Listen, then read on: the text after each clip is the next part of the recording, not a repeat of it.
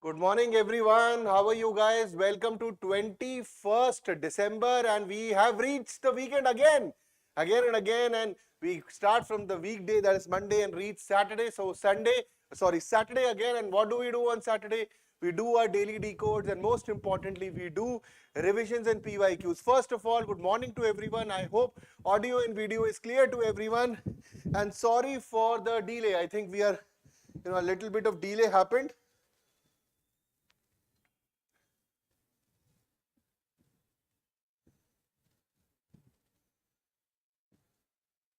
Morning, everyone.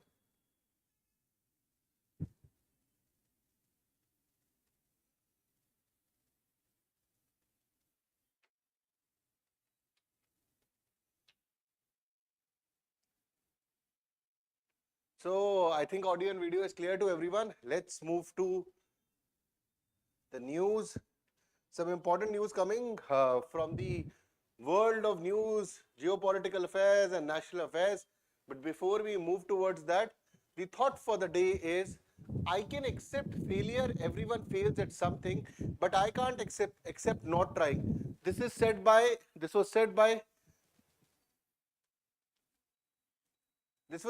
Michael Jordan, and it's absolutely correct.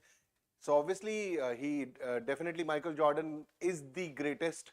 People can still debate that he is the greatest basketball player, and what he has achieved, or what he has achieved, or his basketball feats. I would say, it's an invaluable, and he created a generation of players, and the mental stamina which Michael Jordan had. I hope we all get that, and from the day of his starts, Nike was the company who bet on Michael Jordan and said that, being associated with Michael Jordan, Nike will become great. That's one of the very important statements in the speech which was given, or when they were trying to get Michael Jordan to sign the Nike deal. And at that time, Adidas was in basketball a bigger company. Nike was there, but it was basically for running shoes. At that point of time, Converse and Adidas were giants when it came to the basketball fraternity shoes.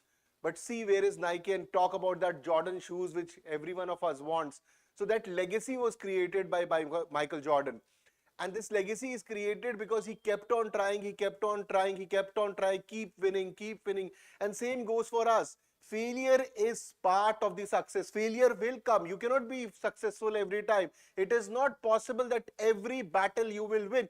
I hope that you win every battle, but there are certain battles which you lose, because then you need to win the war. That is how. So you will be losing certain battles in your life which will be giving you invaluable lessons. And once you get those invaluable lessons, the mega war of your life comes, and that is the time you will win this war. And that is why important point is not failing. Important point is learning from your failures, implementation of those solutions, moving ahead and trying again and win again and again, again and again, again and again. I keep using this word again and again, again and again, again and again, because victorious men and victorious women, they don't grieve. That means even if they are losing, they will keep trying again and again, and eventually the victory will come. So with this wonderful and positive thought, let's start towards the important news for today.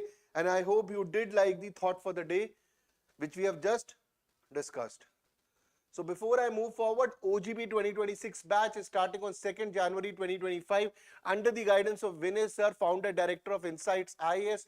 You can call on this number for all details. You can also scan this QR code, and the 10% discount was there, but it was till 20th December. For all discounts and details, call on this number. And for GS, CSAT and SA, this batch would be covering everything. It's a very comprehensive batch, a top batch for all people who want to get into the top civil services of the country. Okay, so the important news for today is Prime Minister visit to Kuwait aims to boost partnership. Just to tell you, this visit is happening after 43 years. After 4 decades, this meeting is happening. This just tells you, like, probably, I don't know what happened in this 43 years, why Kuwait was not considered. Kuwait is a very important country in terms of oil and gas. We have old relations with them. till 1967, Indian rupees was a legal tender in Kuwait, and after 43 years this visit is happening. The last visit happened in 1981 by Indira Gandhi ji, Shri Indira Gandhi ji. Now it is happening in 2024. It would be happening in this month, December, by Prime Minister Narendra Modi ji, and this is a very important visit, very important. So next is new undersea cables to boost India's digital connectivity. So digital connectivity enhancement is needed because data is the new game changer. And recently there were cases when we had the problem of fiber optics. Now Reliance and one Chinese investment has come, and within next year March, around 3 to 4 months, these would be active. Pakistan ballistic missile program, a growing concern for the United States. So welcome Pakistan, welcome Pakistan, welcome Pakistan. You want to make ballistic missile program, and now your best friend America is saying tata bye bye to you. We'll understand why America has so much concern about the Pakistan ballistic missile program, because this is the same Democrat government under the Joe Biden which was giving more than $400 million for the refurbishments of the fighter jets being given to Pakistan. So why a sudden U-turn? And most importantly, why does Pakistan need this ballistic missile program? Why do they need this, second retaliatory capability? We'll talk about it. In the UPSC prelim impact, we'll talk about ballistic missiles, a very important topic. Keep coming in, UPSC MCQs again and again. Ballistic missiles, supersonic missiles, hypersonic missiles. We'll talk about that. Okay. Next is editorial, a chance to strike gold during the Kuwait visit. So today editorial has also come on the Kuwait visit, and so we, the combination of the first news and the last news editorial will give you a deep insight why Kuwait is important from the point of view of news, from the point of view of India-Kuwait relationship, from the point of view of India-West Asia relationship, from the point of view of oil, gas and energy, and Gulf Cooperation Council, in which currently Kuwait is holding the chairmanship. So let's move towards the first important news, and that is Prime Minister visit to Kuwait aims to boost partnerships, says Ministry of External Affairs. Obviously, it is, it would be boosting. When we are talking about defense relationship, we are talking about enhancing our relationship with more. Free trade agreement is also on the cards. So first of all, let's understand where is Kuwait. So this is your Kuwait. If you see, it is sharing border with Iraq and Saudi Arabia.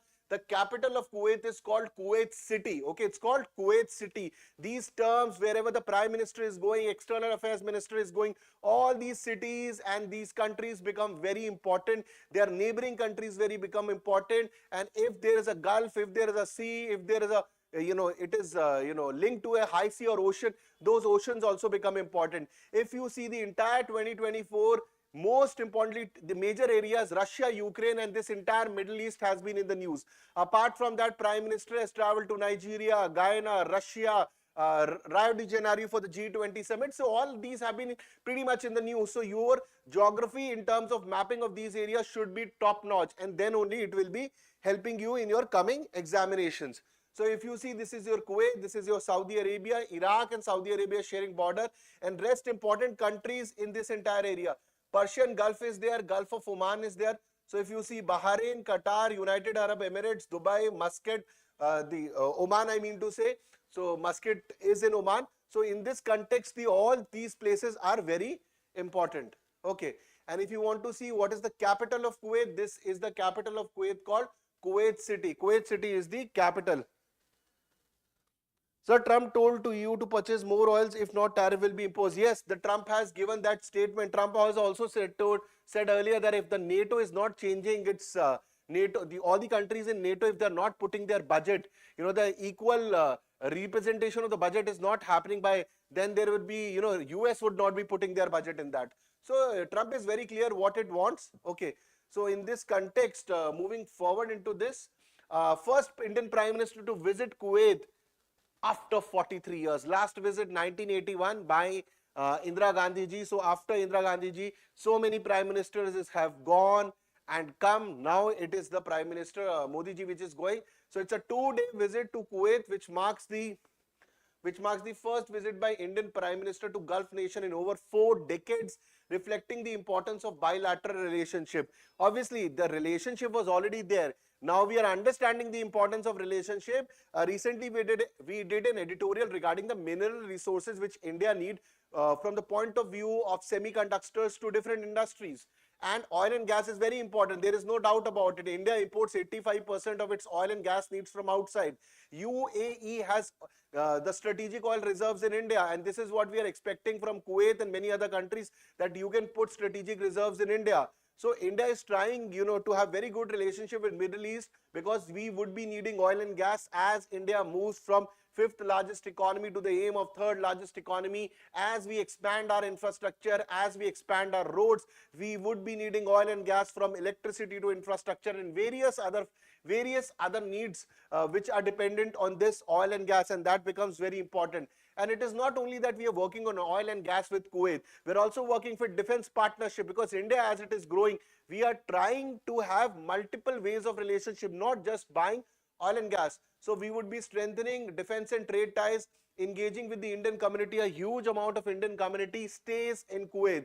And recently there was an incident, also a fire incident in Kuwait, in which 45 Indians have been killed. Kuwait authorities were very quick to respond and the help came, but eventually the loss is a loss. So that is why in this visit also comes in that way. An Indian Prime Minister visiting this place also tells the sensitivities of Indian government towards our own people.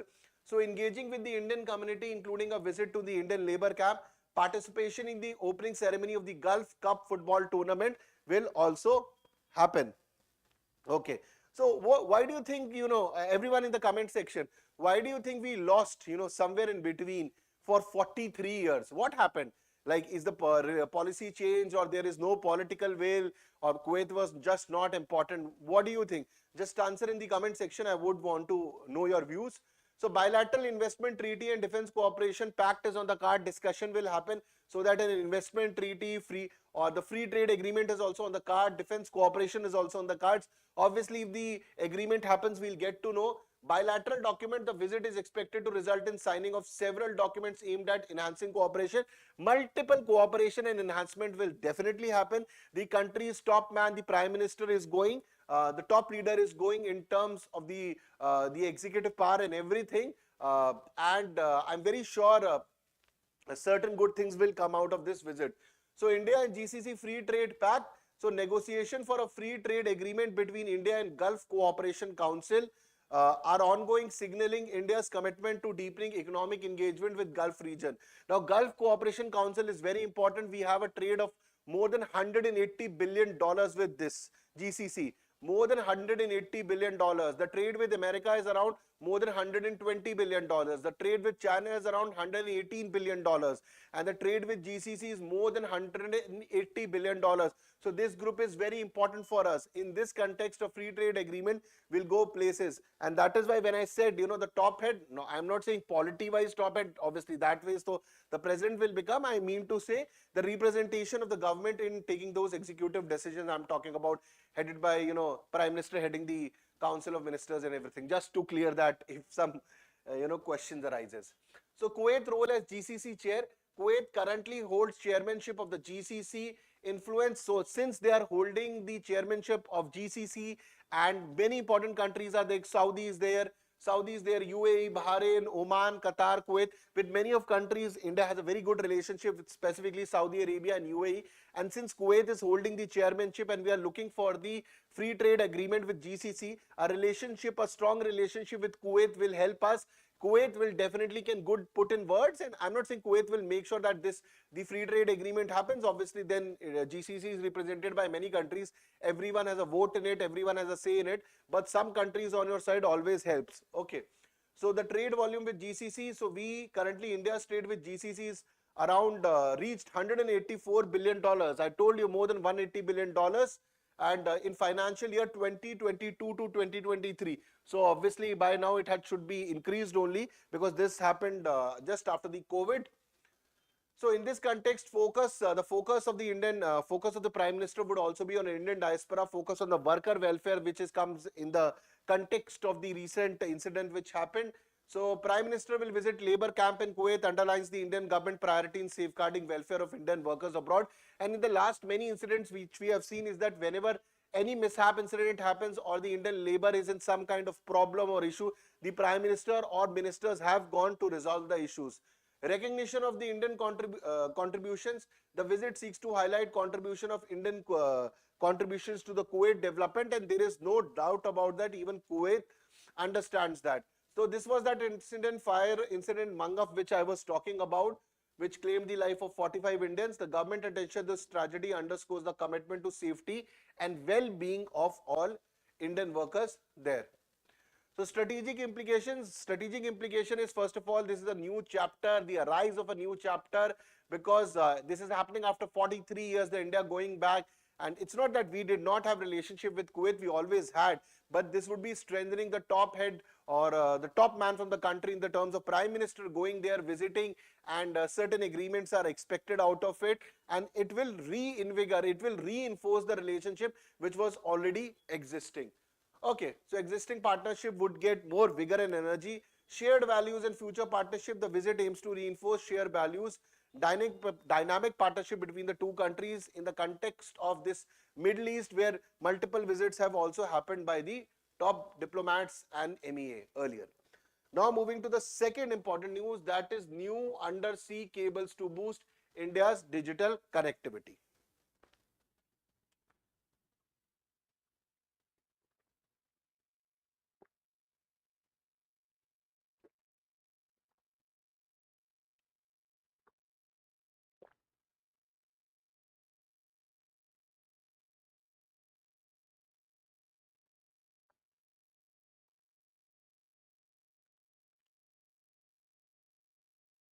So comment has come.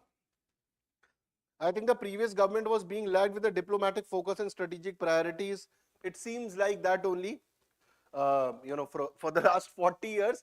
And even for you, for Parikshit, we will also have to say, even in the current government is in the third tenure they are going, okay. It's not the first two tenure they went. So 10 years of this government has also gone. So even they are going in their third tenure, not the first two tenures. So we'll also have to see in this currently the political parties from all spectrum can be questioned. Okay. So moving further into this news. So this is India's growing role in undersea cable connectivity. Do you think cable connectivity is important? First of all, let me make it simple. Do you think internet is important? It is important. Do you think data is important?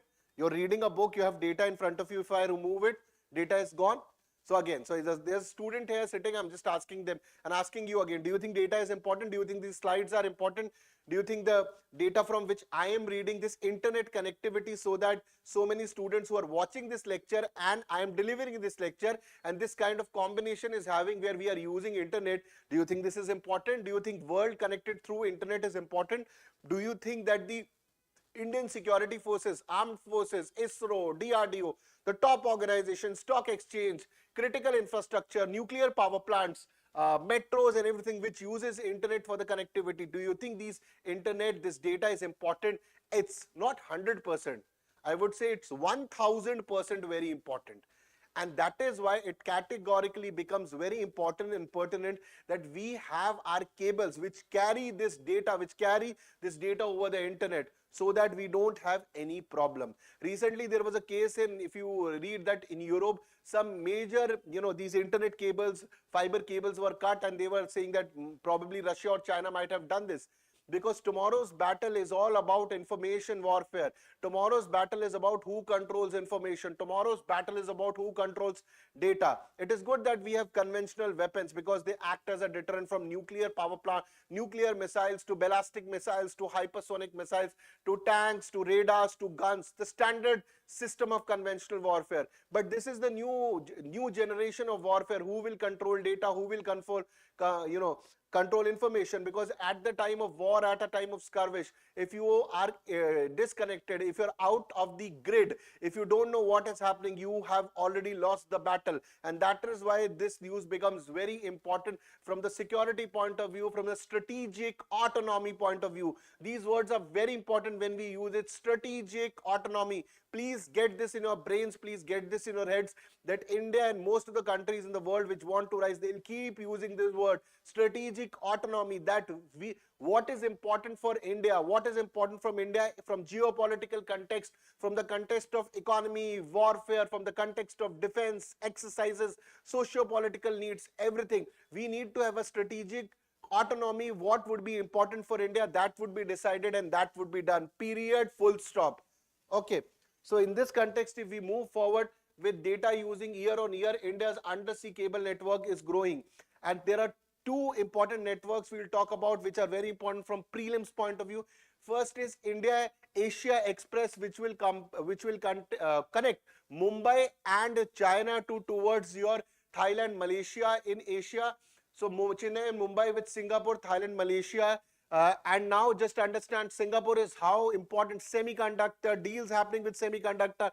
Thailand, Malaysia, again very important from the Asian context. So this is happening. This is India Asia Express. Let's talk about India Europe Express, again very important.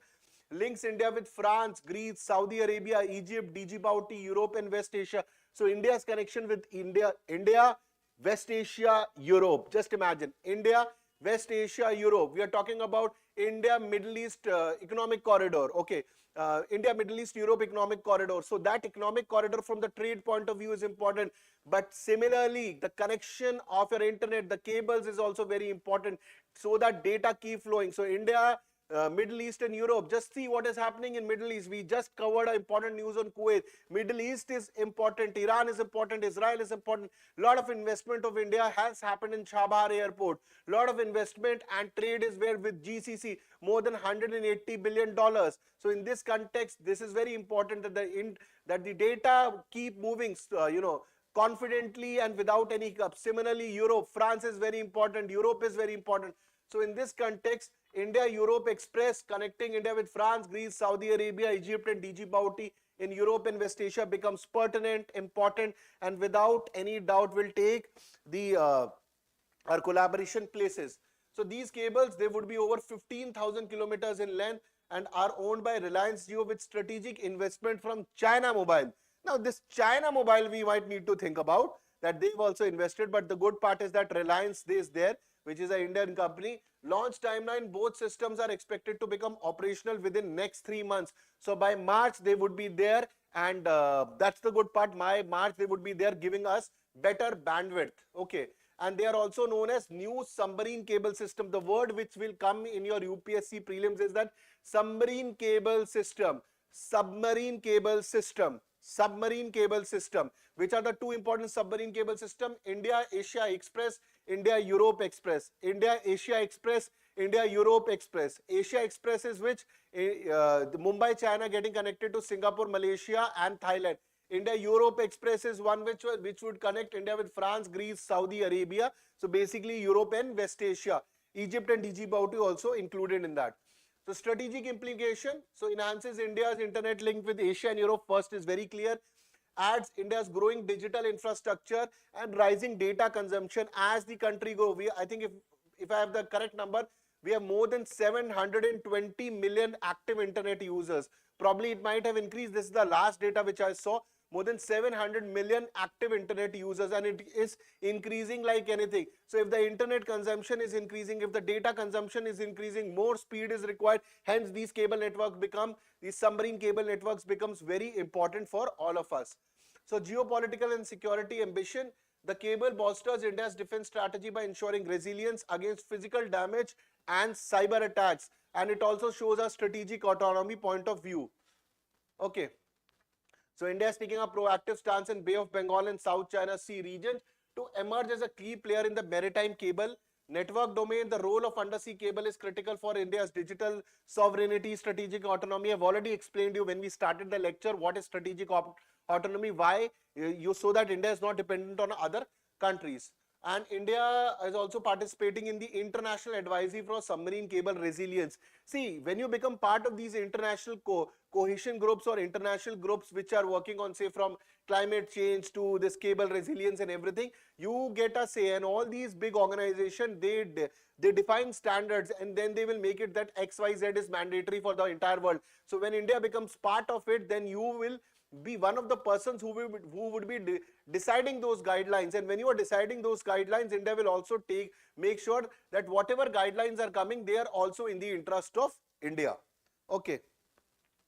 Otherwise, it can also go against you.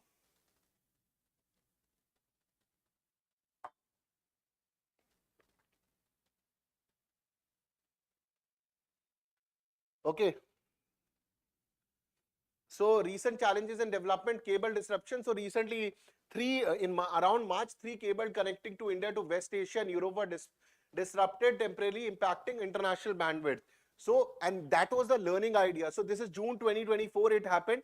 And then we thought it's very important to have alternate. Now these alternatives have come, and in March 2025 they would be starting.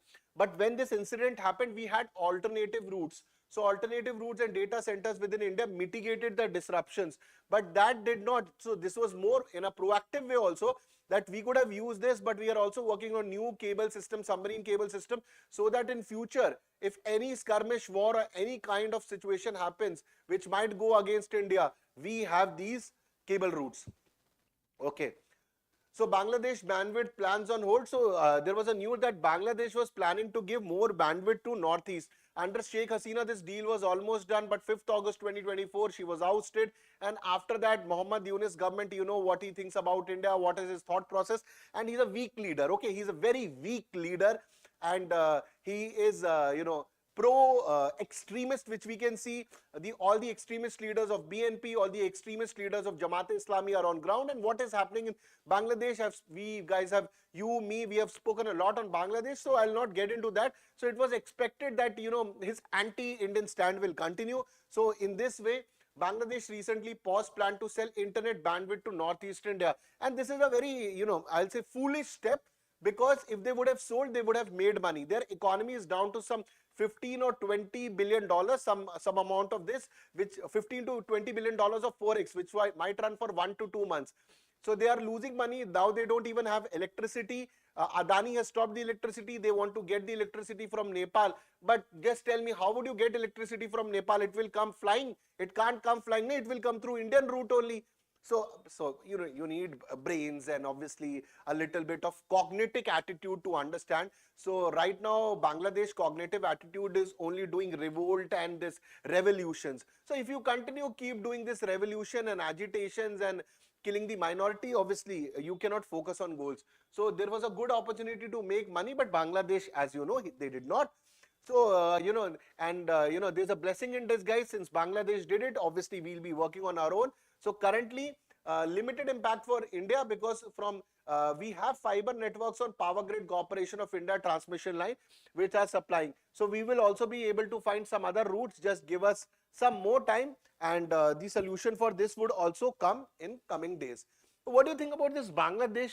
Everyone in the comment section, their economy is down the drains, and still at so much of attitude. Okay, well, there's a statement, that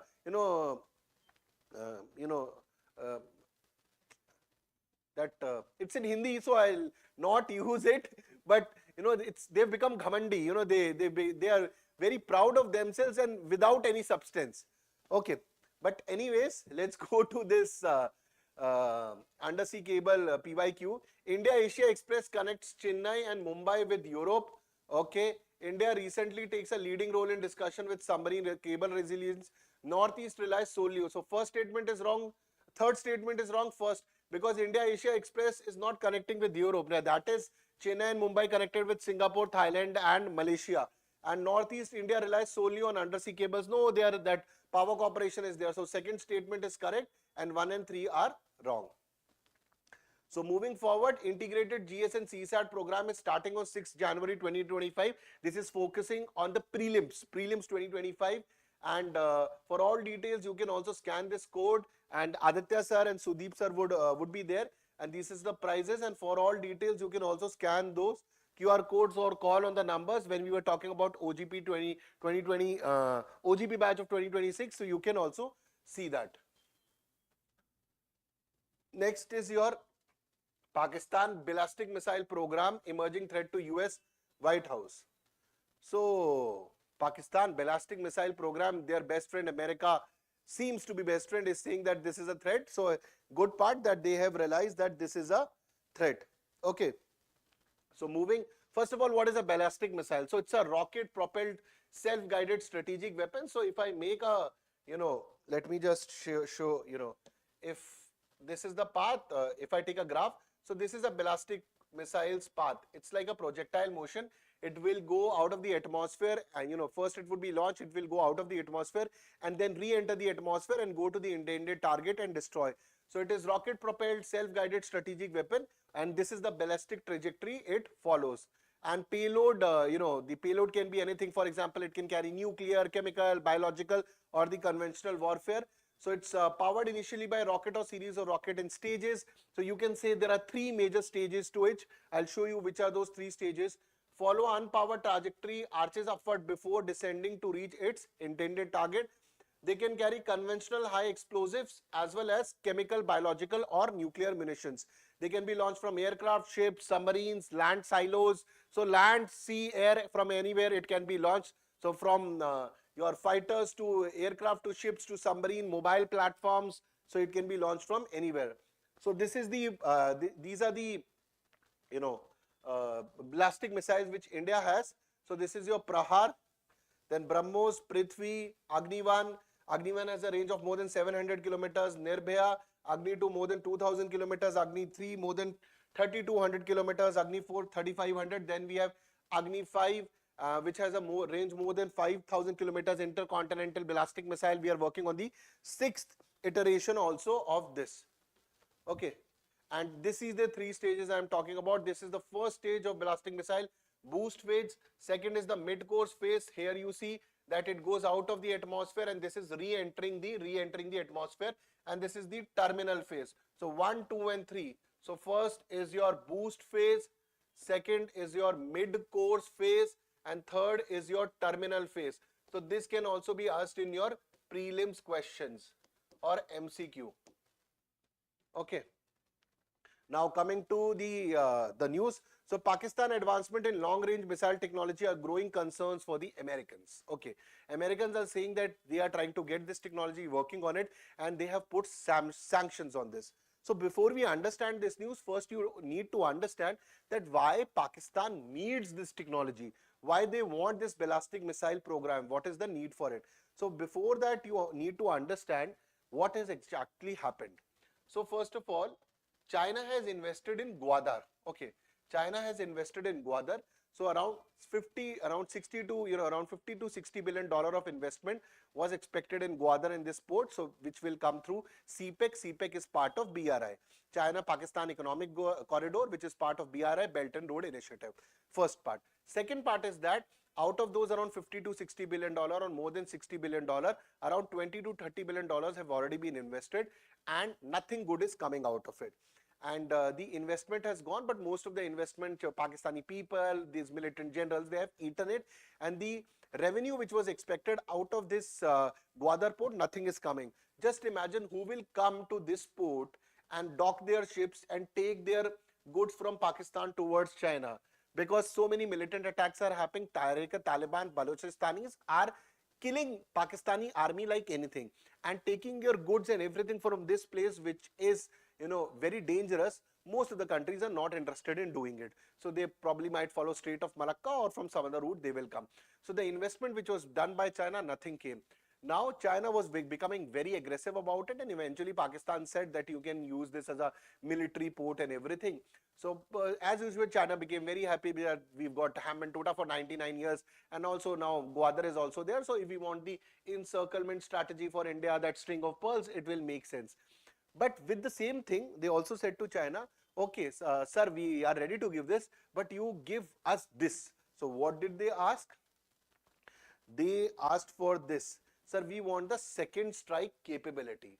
What is second strike capability? It means that, say, if India launches a nuclear attack on Pakistan and everything is more or less destroyed, then you also need to have the capability to do second strike capability.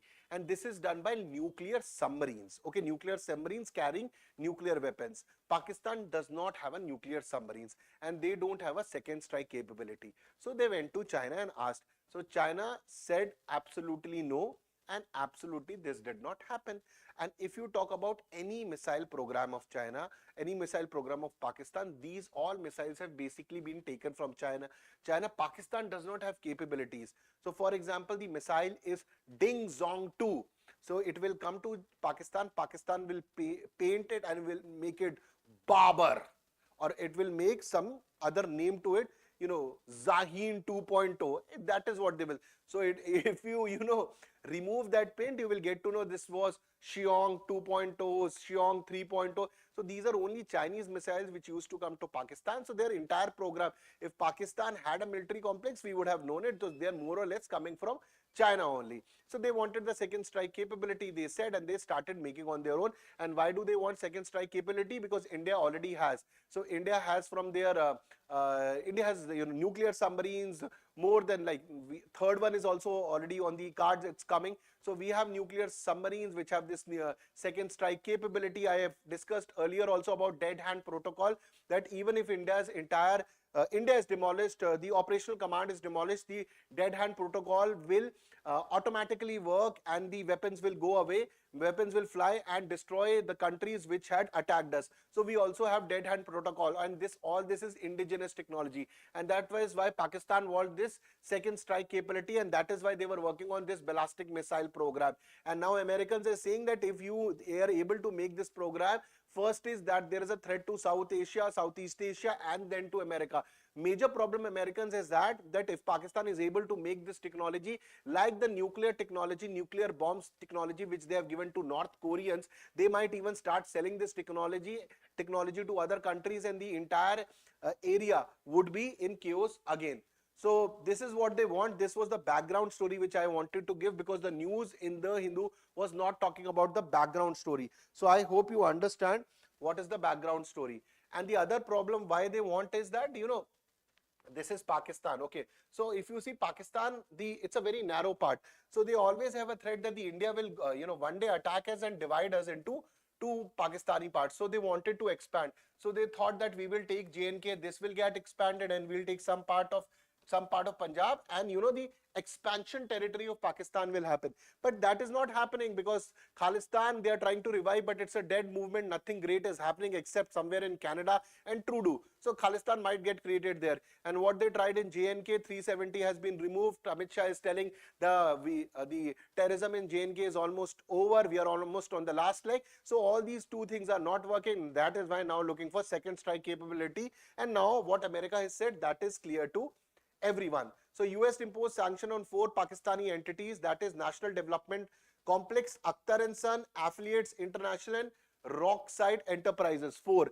And out of this National Development Complex is a government entity.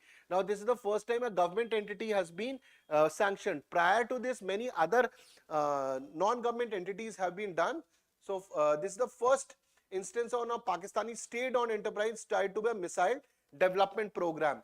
So over the past year, US had issued 3 rounds of sanction against non-Pakistani entities supporting Pakistan missile program.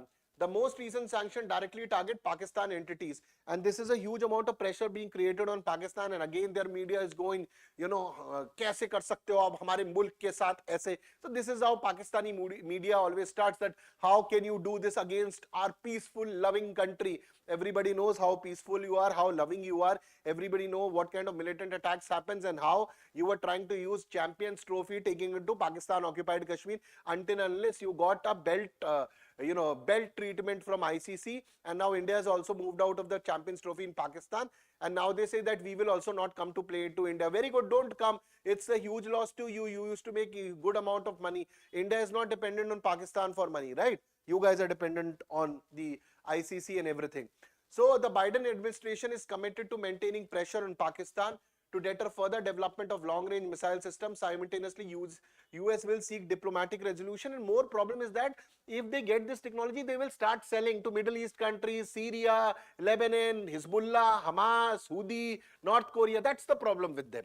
That is the major problem with Pakistan, that they, even if they make and they, they have it, but no, that is not. Then they will start selling.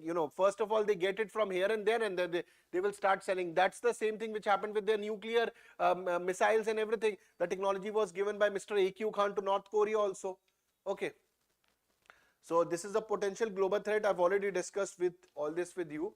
Now let's move. This is the UPSC mains question. You can go through it. Let's move towards the editorial for today. So a chance to strike gold during the Kuwait visit. Again, this is focusing on the Kuwait visit, which the first news was also talking about that only. So moving into this, so Prime Minister visit to Kuwait on December 21st to 26 marks a historic milestone again, because this is a visit which is happening after 43 years.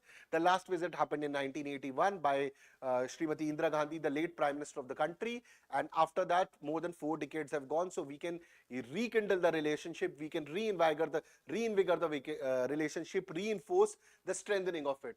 So in 2022 it was expected, but that did not happen. In pandemic, so even around the second term it was expected. I'll give it to them, but anyways it did not happen. Holds immense significance of rejuvenating India's relationship with Kuwait and addressing untapped areas of collaboration. Yes, there are a lot of areas of collaboration which can happen with Kuwait. Before China jumps and they start making 100 collaboration, it is better that we also start doing. So first of all, Kuwait is a strategic importance. We've already seen that the location of Kuwait, sharing borders with Saudi Arabia and other countries and important countries, Persian Gulf is there, and that entire stretch where from oil and gas is moving is very important for us. So it is strategically located in the northeast end of the Persian Gulf, sharing border with Iraq and Saudi Arabia. A mediation and regional dispute, if some Middle East dispute is happening, or India needs to resolve that Middle East dispute, or it is the dispute happening with a Middle East country in that area, Kuwait can help us. And since it is heading the chairmanship of GCC, also becomes very important for us. It also hosts key US military bases. Tomorrow, we have very good terms with US. Tomorrow, if there is a need arises and we might need some US bases, so we might be able to use in Kuwait these US military bases if the need arises. Obviously, this is if the thing happens, and it will also depend that what is US stake. So economic power out, it is the 6th largest global oil reserves, making a founding member of OPEC. It has a sovereign wealth fund. This is very important, sovereign wealth fund. It's called KIA, that is Kuwait Investment Authority, and they have almost close to $1 trillion, almost close.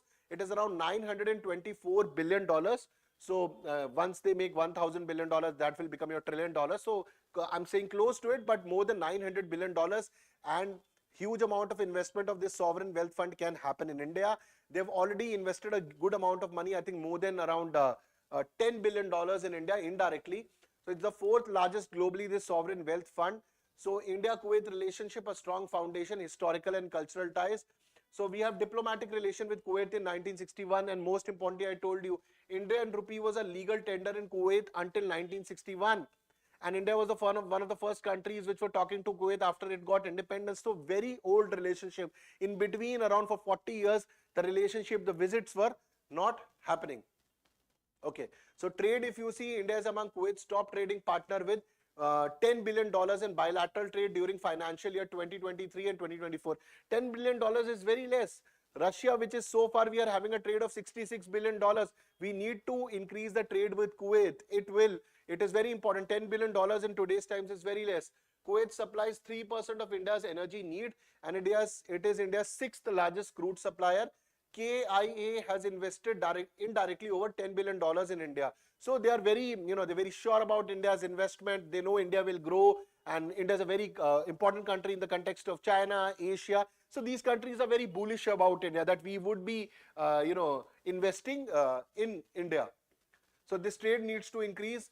Million strong Indian diaspora, so more than 10 lakh people are there, and forms the largest expatriate group in Kuwait. So from outside Kuwait, the maximum population in that country is of Indian people working there and helping in the Kuwait development. So there's a kind of bond harmony in understanding each other. Initiatives like Festival of India 2023, Namaste Kuwait, that's a radio program is there. But the tragedies which happens in June 2024, but the response which was done by the Kuwait authorities, and now India also taking the visit, also shows that the both sides are interested that these incidents do not happen and working to strengthen the relationship. So challenges and opportunities for elevating ties. So what are the potential agreement? First of all, CSPA can happen, that is Comprehensive Strategic Partnership Agreement, in terms of to deepen the relationship economically, diplomatically, in defense. Defense Cooperation Pact is also on the cards, and a Coalition for Disaster Resilient International Solar Alliance. So Kuwait might enter, they are likely to enter. ISI, India and France are very important members there, and Coalition for Disaster Resilient Infrastructure. So these are the areas which we can also work. And Kuwait is also is one that around 12,000 seats are there. I think for per month for the flights and everything, they have asked to increase it. We can increase that. So agreement between KIA and National Investment and Infrastructure Fund can happen, which can help KIA more investment in India. Energy collaboration, economic and technology vision 2025, Kuwait's ambitious infrastructure development plan. So India's expertise can be used in that. We can also make IITs and top aims in Kuwait, like we have done in Saudi. So that can also be done. Establishing IIT, IIMs and modern hospitals in Kuwait, strengthening space collaboration by helping Kuwait launch satellites. Aviation and connectivity, Kuwait request for additional flights beyond the current 12,000 weekly. I said monthly, weekly. So they want to increase the number so that more people can come from different places, from both the countries, each other. So IITs and IIMs, this is a very important one. Okay. So this is the UPSC mains question. You can go through that. In the extra mile, this is the one. Okay, extra mile, I think I did not add that. Anyways, I'll put in the comment section, which you can go through. Go through that. Today there was not text and context. Yes, you can though. In the important articles, you can go that India getting those artillery guns. Artillery guns, that is the one which you can read from today's Hindu. You can also follow ICANN 2.0, Monday, Wednesday, Friday, this comes. So thank you very much for today. Let me just take the comment. Sir, I think that China will be supporting the Bangladesh in economic aspects. For that reason, they may have attitude. They might, but then Bangladesh would be losing territory. Even America is pushing. They are looking to get Chittagong port. That probably might be the focus. Okay.